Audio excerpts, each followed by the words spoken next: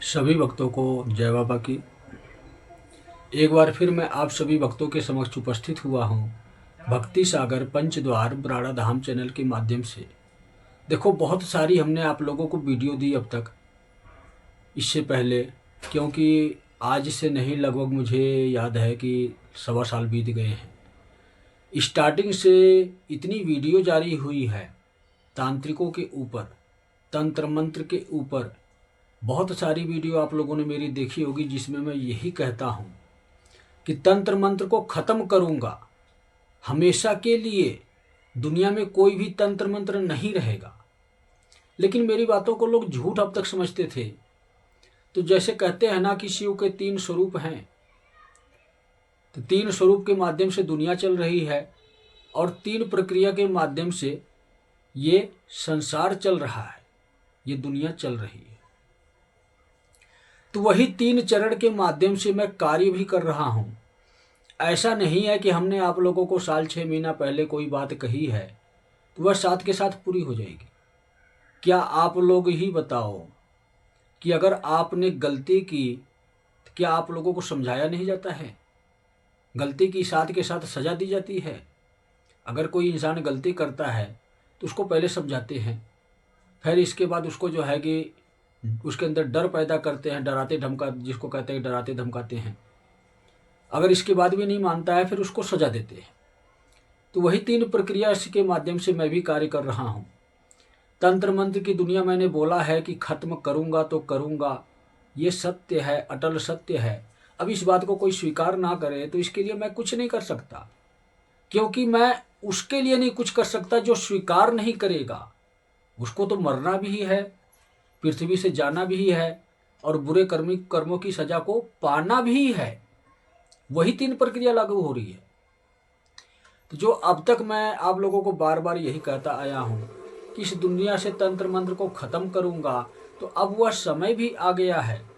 पहले प्यार से समझाया कि बुरे कर्म का त्याग करो, तंत्र मंत्र या झाड़ा झपटा जो भी प्रक्रिया आप लोग करते हो, इस दुनिया में, इस संसार में जितने भी तांत्रिक हैं, कोई भी साधक हैं, कोई भी दरबार लगाने वाले हैं, जितने लोग भी हैं,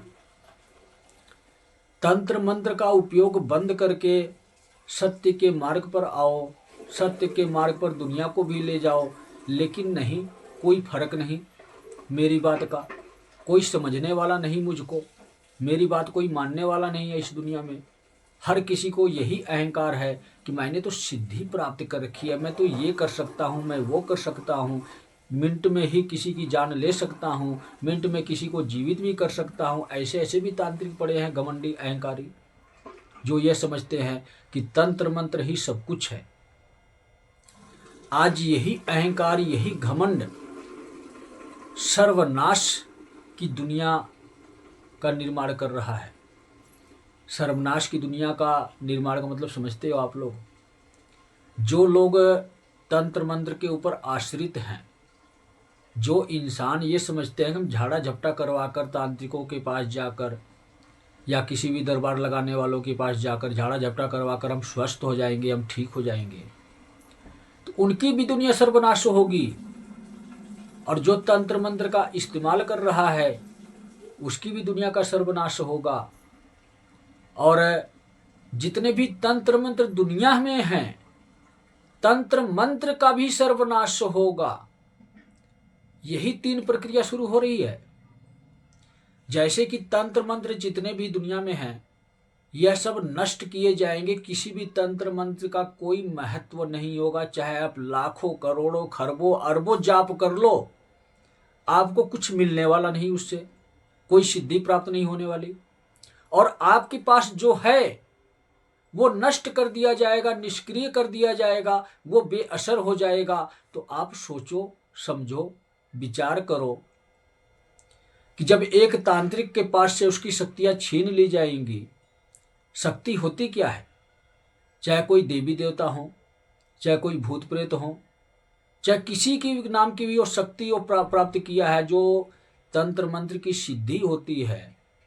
सिद्धि का मतलब ये, किसी भी देवी देवता को मंत्र के माध्यम से उसको प्रसन्न करना, उसको अपने वचनों में बांधना, कि हाँ मेरा ये कार्य तुम करोगे, जब भी मैं इस मंत्र का उपयोग करूंगा तो तुम्हें ये कार्य करना है। वो देवी देवता या भूत प्रेत कुछ भी हो, वो सब विवश हो जाते हैं वो कार्य करने के लिए। जब तंत्र मंत्र की शक्तियों को निष्क्रिय कर दिया जाएगा, उन देवी देवता को मैं अपने पास बुला लूंगा। तो जब उनके पास वो शक्ति नहीं रहेगी, वो देवी देवता ही नहीं रहेंगे, तो तंत्र मंत्र आप जितना मर्जी पढ़ते रहो, टोना टोटका करते रहो, करवाते रहो, कोई असर नहीं होगा। उसके जीवन में से, उस तांत्रिक के, उस साधक के जीवन में से वो शक्ति मेरे पास आ गई, अब उसके पास कार्य नहीं करेगी। इसके लिए तो वो कार्य हुआ है जो अधर्मी है, जो पाखंडी है, जो अपने स्वार्थ के लिए पैसे कमाता है तंत्र मंत्र का उपयोग करके। लेकिन दूसरी प्रक्रिया क्या लागू होती है? दूसरी प्रक्रिया ये लागू होती है कि जैसे कोई साधारण इंसान है, मान लो वो बहुत दुखी है, बहुत परेशान है, चाहे अपनी उसकी कोई भी परेशानी हो सकती है, बीमारी से लेके भूत प्रेत बाधा या घर की बरक्कत या कुछ भी लगा लो। आजकल तो यहाँ तक भी चल रहा है कि लोग इंसान दूसरे इंसान को बस में करता है। यहाँ तक कि अगर कोई अपना जीवन साथी भी चुनता है ना, तो उसके लिए भी तांत्रिक के पास चला जाता है कि इसके साथ कुछ ऐसा कर दो कि मेरी बात माने, ये मेरे मुझसे शादी कर ले। ये शादी होती है, विवाह होता है, दो आत्माओं का मिलन। जब आत्माओं का मिलन होता है तो इसके बाद शरीर का मिलन होता है। लेकिन आज के कलयुग में पहले इंसान गुलाम बनाना चाहता है कि कुछ ऐसा कर दो कि वो शादी के लिए तैयार हो जाए। पहले गुलाम बना लो, गुलाम बना लिए तो फिर आत्माओं का मिलन कहाँ से होगा? यही तो कलयुग की रणनीति है।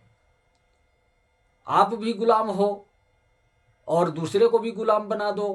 किसका गुलाम? कलयुग का गुलाम, कली राक्षस का गुलाम। तो मैं आप लोगों को ये बताने जा रहा था कि जैसे कोई साधारण इंसान है, कहीं से भी वो झाड़ा झपटा करवाकर, तंत्र मंत्र का उपयोग करवाकर अपने जीवन की परेशानियों को दूर किया है, करवाया है, किया है, कुछ भी लगा लो आप। तो जब तांत्रिकों की, बड़े बड़े साधकों का तंत्र मंत्र सब निष्क्रिय कर दिया जाएगा, उनकी शक्तियाँ वापस ले ली जाएगी, तो वह तो खाली हो गई, उनके पास कुछ नहीं है।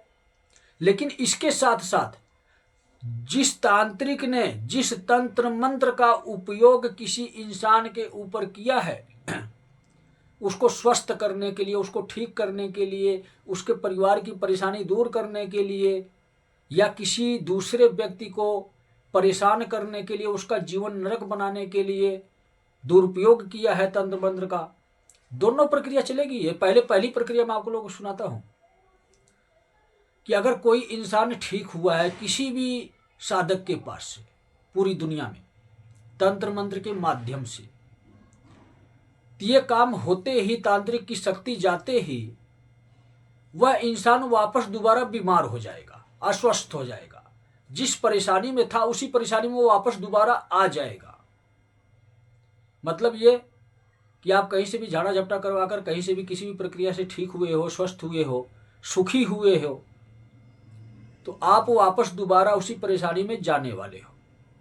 आपके जीवन में वही बीमारी, वही परेशानी, वही दुख तकलीफ, वही गृह क्लेश, वही परिस्थिति, सब कुछ दोबारा शुरू होने वाला है और इससे आपको छुटकारा नहीं मिलने वाला। आप कहीं भी घूम लो, पूरी दुनिया में किसी के पास भी भटक लो, किसी भी देवी देवता के मंदिर में चले जाओ, कहीं भी चले जाओ, इस चीज की गारंटी मैं देता हूं, आपका समाधान पूरी दुनिया में कहीं भी नहीं होगा, जहां मर्जी चले जाओ।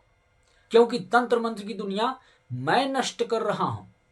जब मैं तंत्र मंत्र की दुनिया नष्ट कर रहा हूं, आपका समाधान भी मैं ही दूंगा। जिसको जहां भी जाना है, घूमना फिरना है, घूम फिर लो, भटक लो, घूम फिर के आओगे मेरे पास ही, मुझसे ही रास्ता मांगोगे। मुझसे रास्ता मांगने का मतलब ये है, मेरे पास आने का मतलब ये है कि जो मार्ग मैं बता रहा हूं, चाहे मोबाइल के माध्यम से बता रहा हूं, चाहे मुख से बोलकर बता रहा हूं, किसी भी प्रक्रिया से बता रहा हूं, जब तक मेरे बताए हुए रास्ते पर नहीं चलोगे, इतना याद कर लेना आप लोग, कि आपका समाधान कहीं नहीं होगा, क्योंकि तंत्र मंत्र की दुनिया में नष्ट कर रहा हूं, तो उसका असर आप तक भी पहुंचेगा, उस साधारण इंसान तक भी पहुंचेगा जो इंसान दुनिया में झाड़ा झपटा के माध्यम से, तंत्र मंत्र के माध्यम से स्वस्थ हुआ है या अपने आप को अमीर बनाया है, दूसरे का लूट कर खाया है। तो अगर किसी के जीवन में ऐसी परिस्थिति आ जाए, सुखी जीवन से अचानक उसके जीवन में भूचाल आ जाए, अचानक घर की परिस्थिति बिगड़ जाए, उसके शरीर की परिस्थिति बिगड़ जाए, वह बीमार हो जाए, अचानक भूत प्रेत बाधा आपके जीवन में अचानक प्रवेश कर जाए, तो समझ जाओ आप लोग कि कल्कि ने ये कार्य कर दिया है।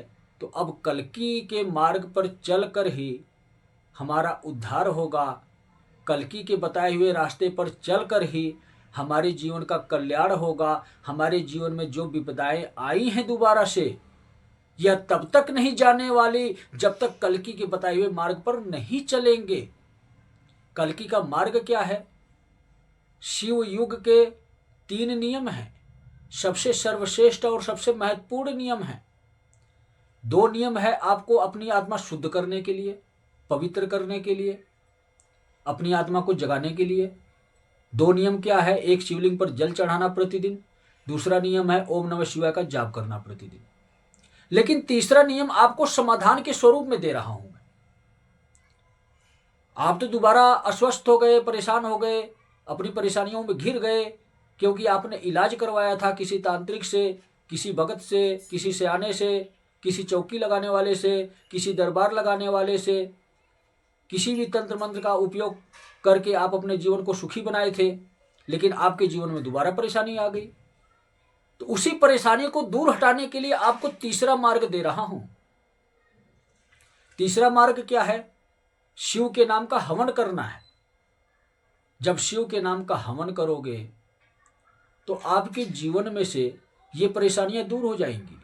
सिर्फ यही एक मार्ग है अपनी जीवन की परेशानियों को दूर करने का। स्वयं भक्ति करना, भगवान की अपने घर में करना, भगवान को अपने घर में बुलाना और उसी भगवान को हवन के माध्यम से प्रसन्न करना कि हे भगवान, मेरे जीवन की विपदाओं को दूर कर।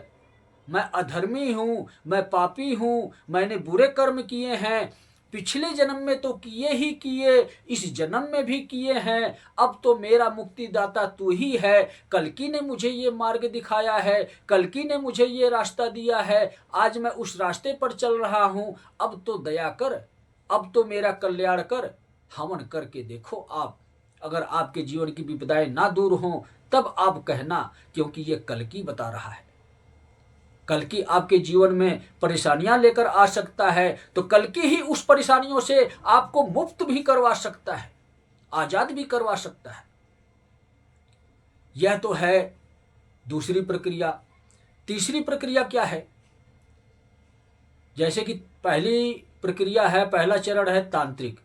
तांत्रिक की शक्तियां, तंत्र मंत्र सब कुछ खत्म करना। जो तांत्रिक की शक्तियां हैं वो मेरे पास आ जाएंगी और तंत्र मंत्र निष्क्रिय हो जाएगा। जब तंत्र मंत्र निष्क्रिय होगा, जिन लोगों ने इलाज करवाया है इस प्रकार के साधकों के पास, तांत्रिकों के पास, भक्तों के पास, दरबार लगाने वालों के पास, उनके जीवन में भूचाल आएगा। और जब भूचाल आएगा तो उस भूचाल में अपने आप को बचाने के लिए आपको मार्ग भी मैं दे रहा हूं। उस मार्ग पर चलो, आप वापस बच जाओगे, आपका जीवन भी बच जाएगा। लेकिन ये दूसरी प्रक्रिया हो गई, दूसरा स्तर पूर्ण हो गया। तीसरा स्तर क्या है? जैसे कि कोई भगवान का भक्त है, चाहे भगवान का भक्त हो, चाहे साधारण इंसान हो, चाहे कोई भी इंसान हो दुनिया में, उसने किसी का बुरा नहीं किया है, लेकिन उसका बुरा करने वाले अनेकों हैं, इसी पृथ्वी पर ही हैं। चाहे हमारा कोई सगा संबंधी हो, परिवार का हो, पड़ोसी हो, रिश्तेदार हो, या कोई भी बिजनेस की दुनिया में कोई भी हो, बहुत से लोग ऐसे हैं जो किसी भी तांत्रिक के पास जाकर या किसी सियाने के बाद पास जाकर, साधक के पास जाकर, चौकी लगाने वाले के पास जाकर, दरबार लगाने वाले के पास जाकर कुछ पैसे देते हैं और उसको बोलते हैं कि ये मेरा दुश्मन है, इस इंसान का बुरा करो, कुछ ऐसा कर दो कि ये इंसान खड्डे में गिरता चला जाए। मतलब जो अपनी ऊंचाइयों को वो छू रहा है अपनी मेहनत की कमाई से, वह आगे न बढ़ पाए और गरीब होता जाए, तड़पता जाए, बीमारियों में घिरता जाए, भूत प्रेत बाधा की समस्याओं में घिरता जाए। तो जो लोग इस प्रकार के इंसान हैं जिनके ऊपर बुरी क्रिया की गई है तांत्रिकों के माध्यम से, भक्तों के माध्यम से, सयानों के माध्यम से, तो तीसरे चरण में वो भगवान के भक्त हैं, वो दोषी नहीं हैं। उन्होंने किसी को नुकसान नहीं पहुंचाया, लेकिन कलयुगी इंसान अपने स्वार्थ के लिए उस इंसान को नुकसान पहुंचाए हैं, उनको दुख दिए हैं, उनको परेशानी दिए हैं, उनको समस्या की दिए हैं, भूत प्रेत बीमारी या अन्य किसी भी प्रक्रिया से पैसे देकर किसी का बुरा किए हैं। तो ऐसे इंसानों के लिए फ्री का इलाज मिल रहा है, वह स्वस्थ हो जाएंगे, साथ के साथ तुरंत स्वस्थ हो जाएंगे। इसी को कहते हैं कि कल्कि आए हैं भक्तों का कल्याण करने के लिए। तो भगवान के जितने भी भक्त हैं इस दुनिया में, इस संसार में, किसी भी देवी देवता के भक्त क्यों ना हो, भक्त भक्त होता है। अगर मैं आप लोगों को बोलता हूं कि सभी भक्तों को जय बाबा की, इसका मतलब क्या है? इसका मतलब भी यही है कि आप लोग भगवान के भक्त हो, जो मेरे बताए हुए मार्ग पर चलता है, जो मेरे उपदेशों का पालन करता है, जो सत्य के मार्ग पर चलता है, वह इंसान भक्त होता है। इसीलिए मैं कहता हूं कि सभी भक्तों को जय बाबा की, क्योंकि बाबा मेरे कौन हैं? शिव ही गुरु बनकर आए हैं, वही मेरे बाबा हैं। इसलिए बाबा को मैं कभी नहीं भूलता हूं। इस दुनिया में जितने भी भगवान की शरण में, परमात्मा की शरण में, किसी भी देवी देवता की शरण में रहने वाले इंसान हैं, जो इंसान सच्चे हैं, जो किसी का बुरा नहीं सोचते हैं, लेकिन उन इंसानों का बुरा लोग सोचते रहते हैं। तो जिसने जिसने बुरा किया है अच्छे इंसानों का, अब उनका बुरा वक्त शुरू हो गया है। जिन लोगों ने बुरा सोचा है किसी भी इंसान का, ये तीसरा चरण है, उनके लिए बुरा वक्त शुरू हो रहा है। भक्तों के साथ जो भी दुर्व्यवहार हुआ है, तंत्र मंत्र के माध्यम से उनका बुरा सोचा गया है, तब उनके ऊपर से ये असर खत्म हो जाएगा, हमेशा के लिए खत्म हो जाएगा, हमेशा के लिए वो सुरक्षित हो जाएंगे। बिना मांगे दवाई मिल रही है आप लोगों को। क्यों मिल रही है? क्योंकि आप लोगों ने अपना नाम लिस्ट में नोट करवा दिया है कि हम भगवान के सच्चे भक्त हैं। दुखी थे, परेशान थे, लेकिन अब कल्कि आ गए हैं, अब तो कल्याण करने आए हैं आप लोगों का। लेकिन इसके बावजूद भी आपको यही कहूंगा मैं कि भगवान का भक्त होने से कुछ नहीं होता है।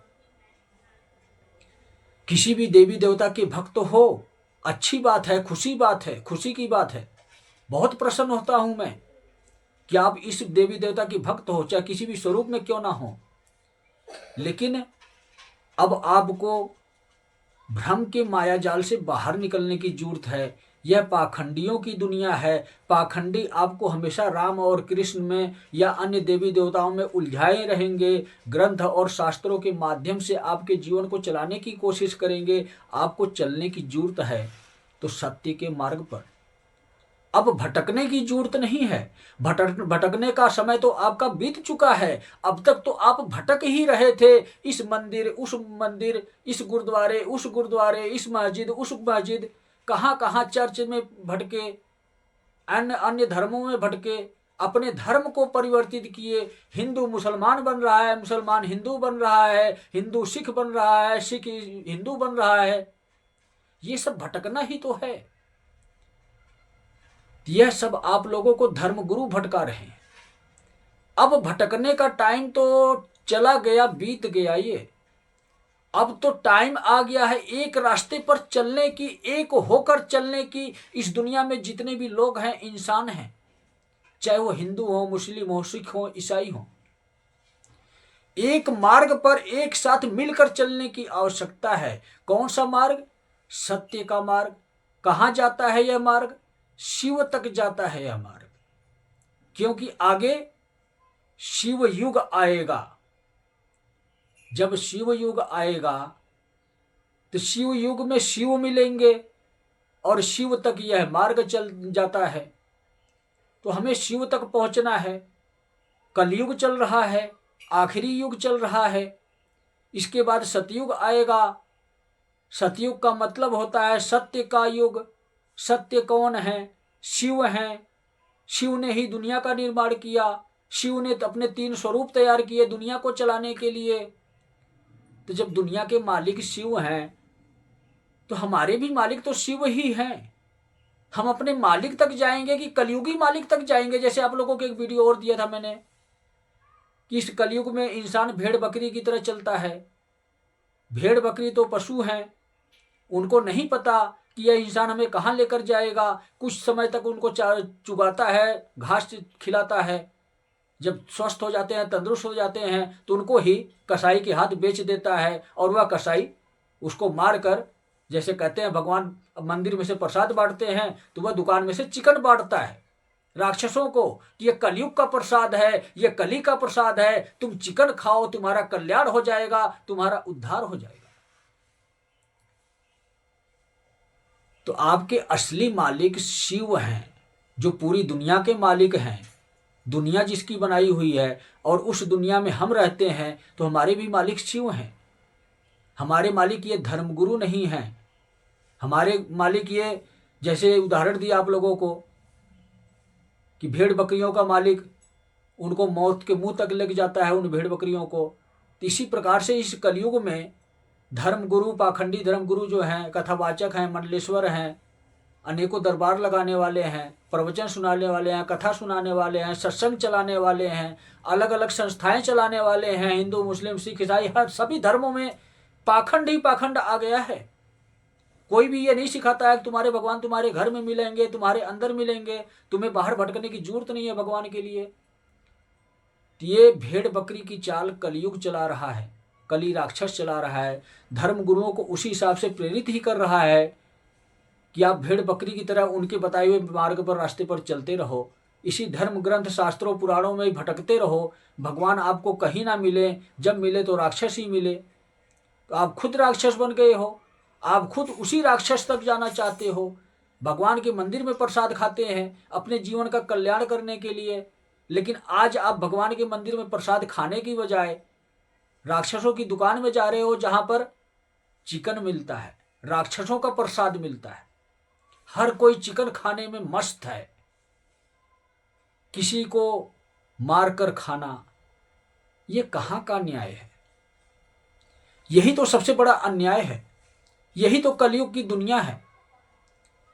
तो तीसरे चरण में देखो, भक्त आते हैं जो भटक गए हैं, जो अंध भक्त बन गए हैं, जिनको दिखाई नहीं देता है सत्य क्या है। अब कल्कि आ गया है, आपके जीवन से विपदाओं को दूर लेकर जा रहा है, लेकिन साथ में आपको क्या बता रहा है कि तुम्हारे भगवान का रास्ता वो जाता है, सत्य वाला रास्ता।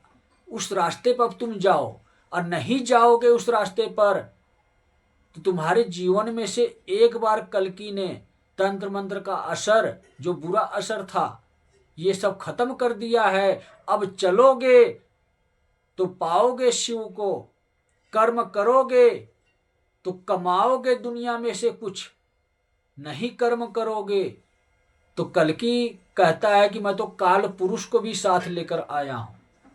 और काल पुरुष का मतलब होता है काल, अधर्मियों का काल, और जो अहंकारी पुरुष हैं उनका काल। और काल ही महाकाल हैं, महाकाल ही शिव हैं। मतलब ये कि शिव युग शुरू हो गया है, और इस शिव युग में आप शिव को स्वीकार नहीं कर रहे हो। मतलब शिव क्रोधित हो गए हैं, और शिव क्रोधित होते हैं तो काल पुरुष के स्वरूप में कार्य करते हैं। मतलब महाकाल बनकर आपके जीवन में तांडव करते हैं और आपके जीवन में दोबारा से परेशानी लेकर आते हैं। तो कल्कि भगवान के भक्तों की विपदाओं को दूर करने जा रहे हैं। नए साल पर, मकर संक्रांति पर ये सारे कार्य करने जा रहे हैं। तंत्र मंत्र इस दुनिया से खत्म करने जा रहे हैं, नष्ट करने जा रहे हैं। अभी तो सिर्फ एक ही मूल मंत्र चलेगा, ओम नमः शिवाय का। बाकी अन्य जितने भी मंत्र हैं सब निष्क्रिय निरस्त की करने जा रहे हैं नए साल पर, मकर संक्रांति के शुभ अवसर पर। तो अब आप लोग सोचो समझो, ऐसा कोई भी मंत्र नहीं है, किसी भी वेद पुराण में शास्त्र में ऐसा मंत्र नहीं है जो रहेगा। रहेंगे तो शिव रहेंगे और शिव का मूल मंत्र रहेगा ओम नमः शिवाय, बस सिर्फ यही रह बचेगा। बाकी जितना भी आएगा धर्म की ध्वजा लहराने के बाद नियम आपको दिया जाएगा कि आपको किन किन मंत्रों का इस्तेमाल अपने जीवन में करना है।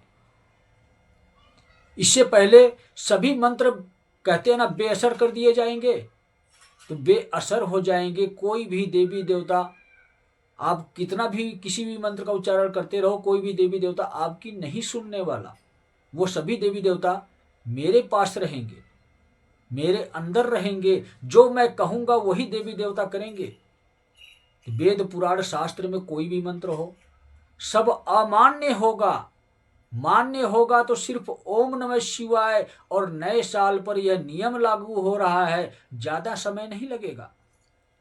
2.25 महीने का समय दिया हूं, इसीलिए मैं आप लोगों को कहता हूं 2 से 2.5 महीने का समय शेष बचा है तंत्र मंत्र की दुनिया के लिए। और ये मकर संक्रांति से शुरू होगा, 2.25 महीने के अंदर अंदर पूर्णतः यह तंत्र मंत्र की दुनिया नष्ट कर दी जाएगी। अब जो कहता था, अहंकारी पुरुष था कि मैं तंत्र मंत्र से ये करता हूं वो करता हूं, अब कुछ भी करके दिखा दो मुझे। अब तो यही बैठे मैं देखता रहूंगा कि कौन क्या करता है, और जो जैसे ही करेगा वैसे ही उसकी शक्तियां मेरे पास होंगी, उसके देवी देवता मेरे पास होंगे, उसके तंत्र मंत्र निष्क्रिय हो जाएंगे। इसी हिसाब से ही 2.25 महीने के अंदर पूर्णतः नष्ट कर दूंगा तंत्र मंत्र की शक्तियों को। और ये मेरा अहंकार नहीं है, ये करके दिखाऊंगा। जिस दिन तंत्र मंत्र खत्म हो जाएगा, देखते जाओ दुनिया में कितना बड़ा भूचाल आएगा। ऐसी कोई प्रक्रिया नहीं, ऐसी कोई गतिविधि नहीं जो इस दुनिया में, इस संसार में ना हो। सोचो, दुनिया पलट रही है। जो स्वस्थ लोग हैं अस्वस्थ होने जा रहे हैं, और जो अस्वस्थ लोग हैं वह स्वस्थ होने जा रहे हैं। बस टारगेट क्या है? धर्म की स्थापना करने का टारगेट है मेरा। धर्म की स्थापना करने के लिए कितना अल्टा पलटी करनी पड़ेगी, और इस अल्टा पलटी में कहीं ऐसा ना हो कि आप ही हमेशा के लिए पलट जाओ, आपकी जिंदगी ही पलट जाए, आपकी दुनिया ही पलट जाए, आपका घर मकान ही पलट जाए। सब कुछ होगा इस दुनिया में। विश्व युद्ध भी होगा, गृह युद्ध भी होगा, प्राकृतिक आपदा भी आएगी, घटनाएं भी होंगी, दुर्घटनाएं भी होंगी, अग्नि का तांडव भी होगा, जल का भी तांडव होगा, सब कुछ होगा। देखते जाओ। बोला हूं ना कि 1 अप्रैल के बाद किसी को माफी नहीं मिलेगी अधर्मी इंसान को। समय से पहले जो वापिस आ गया उसको स्वीकार कर लूंगा मैं, और जो नहीं वापिस आया, जिसका एक बार लिस्ट में से नाम कट गया ना, तो उसका जीवन कट गया, पृथ्वी लोक से कट गया। उसके जीवन जीने का अधिकार नहीं है उसके पास। वह अपना जीवन नहीं जी सकता। अगर जिएगा तो सजा मिलेगी, कर्मों के अनुसार उसको दंड दिया जाएगा, क्योंकि मेरा टाइम शुरू हो रहा है 1 अप्रैल से। 1 अप्रैल से मैं कार्य करूंगा, एक जगह बैठकर कार्य करूंगा, पूरी दुनिया में कार्य करूंगा, और धर्म की ध्वजा को लहरा कर दिखाऊंगा। शिव युग में सत्य की ध्वजा, और सत्य की ध्वजा है क्या? ओम, ओम की ध्वजा। यही है सत्य की दुनिया, यही है सत्य सनातन धर्म। तो सभी भक्तों को जय बाबा की।